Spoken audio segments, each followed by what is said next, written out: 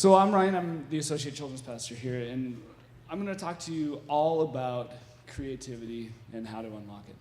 So think about it, in church world, the kids ministry has the most freedom of any other ministry. The adults want what they did like 10 years ago. Probably if they had it their way, it would be one of those things. The youth just are too cool for everything. You know, you just can't impress them. But kids, every day is a new day, and you get to explore new ways to reach a kid. And like Pastor Scott's vision is that the best way a kid can grow up is never walking away from God, finding them early and never walking away. So this talk is all about how to find your creativity and not Google's creativity. It's how to unlock your creativity and not somebody else's. Now don't get me wrong, I'm gonna bash Google a lot in this. There's nothing wrong with getting inspired. I think that one of the best things we can walk away from something like this event is rubbing shoulders with people who are doing better stuff than you and going home and say, I want to do that. Okay, there's nothing wrong with that, but this is how to unlock your creativity. So the first way to unlock your creativity is to choose to get offline. This is probably one of the hardest ones because we carry it in our pocket most of the time. But here's the thing, your creativity is like a muscle. And if your muscle is conditioned to go a certain way, it's going to do that the next time you need to use it. It's like free throws. You know, if you shoot like 100 free throws a day, your muscles are going to be conditioned, and they're going to have that muscle memory to go back to it.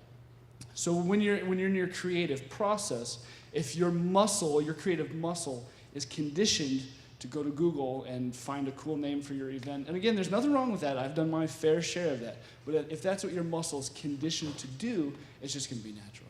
So the first time you actually explore your own creativity is the hardest, but after that, it just gets easier. So right now I'm going through this book called Creativity, Inc., and it's by Ed Sullivan, and he is Ed Wallace. He's the co-founder of Pixar.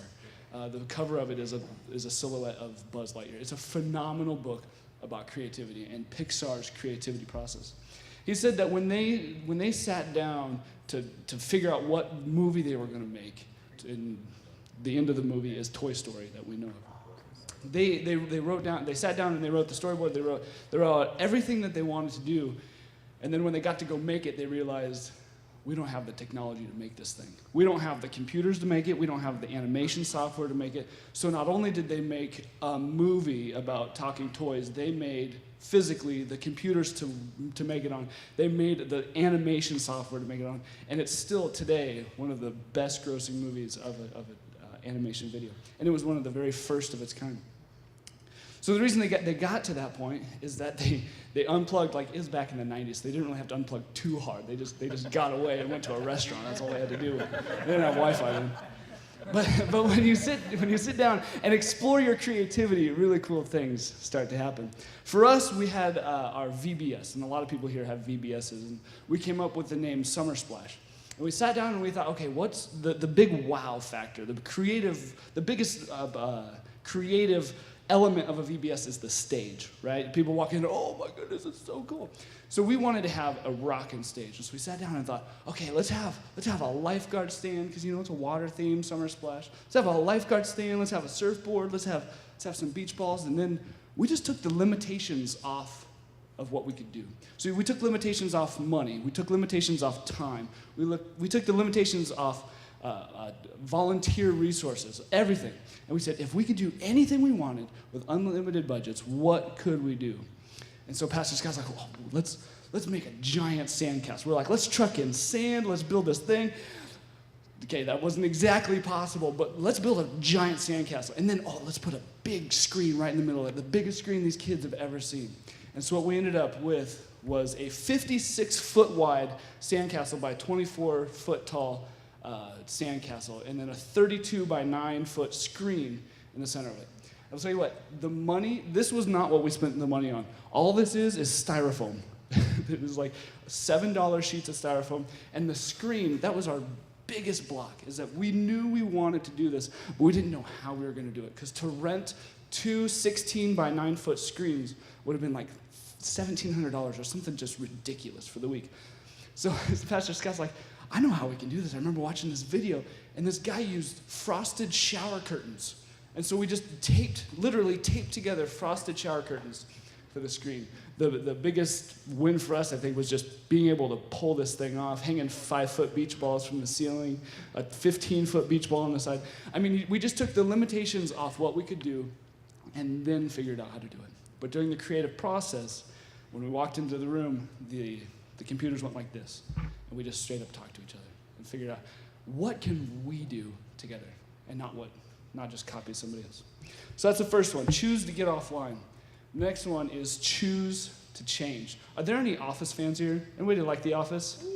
Okay, The Office is one of my favorite TV shows, and Nicole and I pride ourselves in being able to quote just about every single episode and pulling some of the pranks on our fellow coworkers. But the Office started several years ago, and when the series ended, right before the last season started, Nicole and I decided, we're going to watch every single episode, just straight up binge watch every single episode. This was before we had kids, obviously. Just let autoplay rule our life and get through every single season. And so we started by just at season 1, episode 1. And in that episode, it was the most painful thing I've ever watched. It was slow. The characters were just dumbed down. They didn't really have personalities. They didn't really have anything. So you can tell a very significant difference between season 1 and season 2. Even season 1, episode 1 and episode 2. The characters started getting a personality.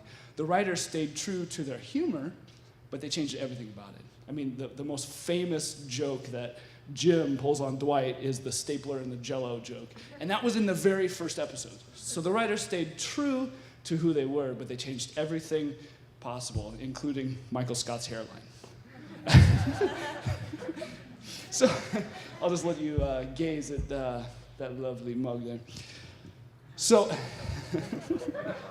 one of the hardest times that we had to choose to change was an event we held. It was a mother-son dinner called Mom's Super Son Dinner.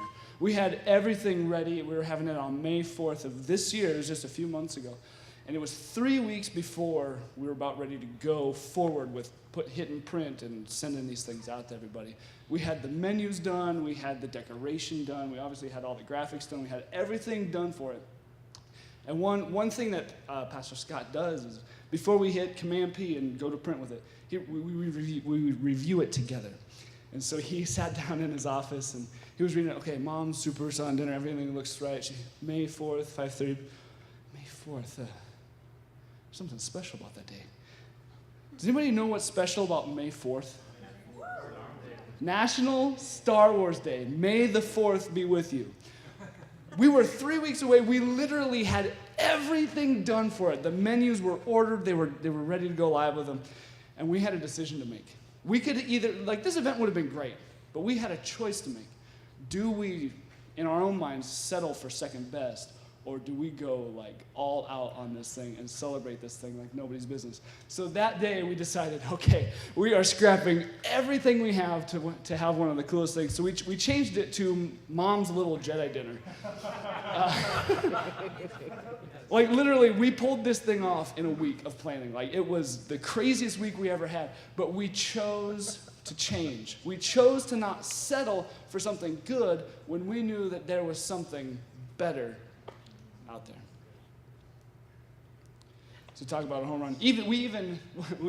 We found somebody at the school that we have a connection with who loves Star Wars, and he's like, oh, I have this Jedi costume or something. I have a bunch of friends who have them too. So we're like, oh, great, that'd be cool. Come on over. We think they'd show up with robes on and little Walmart lightsabers. They came in full on. There were 14 of these guys. They were the coolest people ever. I mean, this was the janitor at the school that we called up and said, hey, do you have any buddies that have anything? And he's like, oh, I think I know some people. I mean, Chewbacca was there. Whatever he does, I think Chewbacca led our game of true false on Star Wars trivia. I mean, these guys were the coolest people ever. So this is the point. Don't just settle for what you know.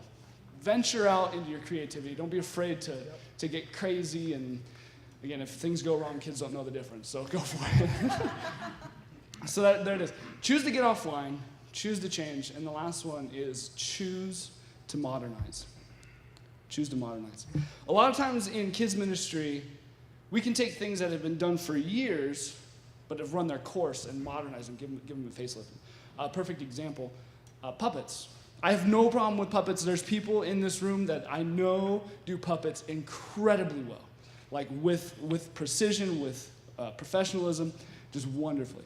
But I've sat through my fair share of puppet shows where one talks to the other, and the person doing it is obviously the same one because it's just their voice talking to their voice.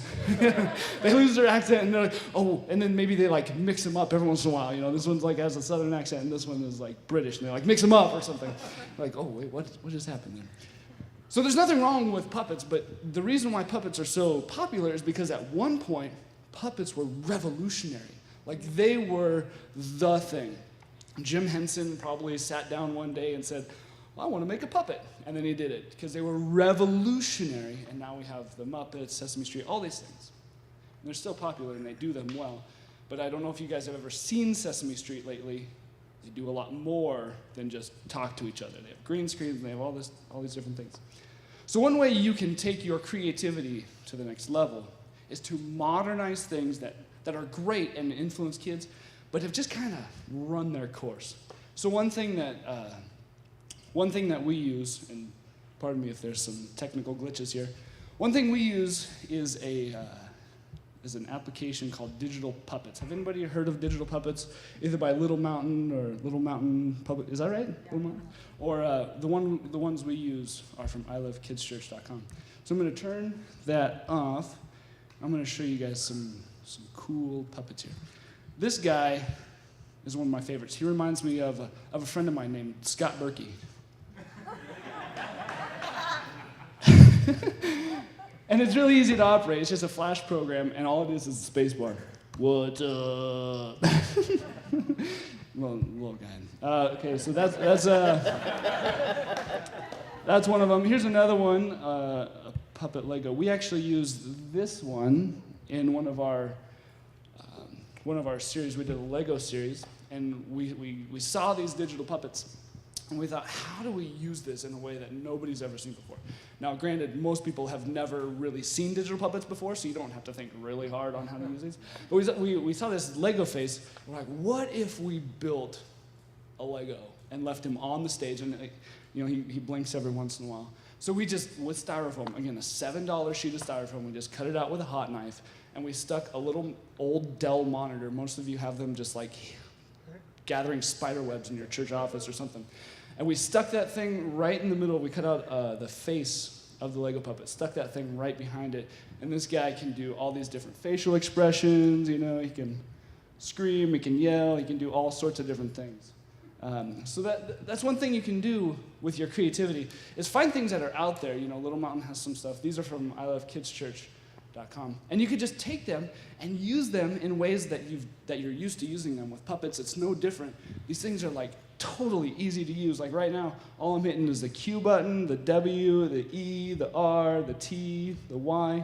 Y doesn't do anything, but then the facial expressions. Like I said, totally simple, guys. You do it. So choose to get offline. Choose to modernize. Oh, I just quit. Hold on, there we go. Choose to get offline. Choose to change, and choose to modernize. When you do those three things, your creativity will just soar. Now, like I said before, I'm not trying to bash Google. I'm really not. There's times where we're like, we just don't know what to do. We don't have time. We don't have whatever. And it's like, okay, let's do something that we're familiar with.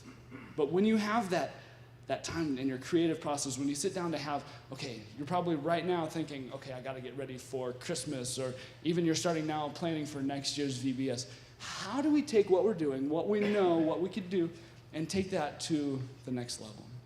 See, that's where creativity happens, is when you say, I'm not just going to settle for what I know. I'm not going to settle for what I'm used to.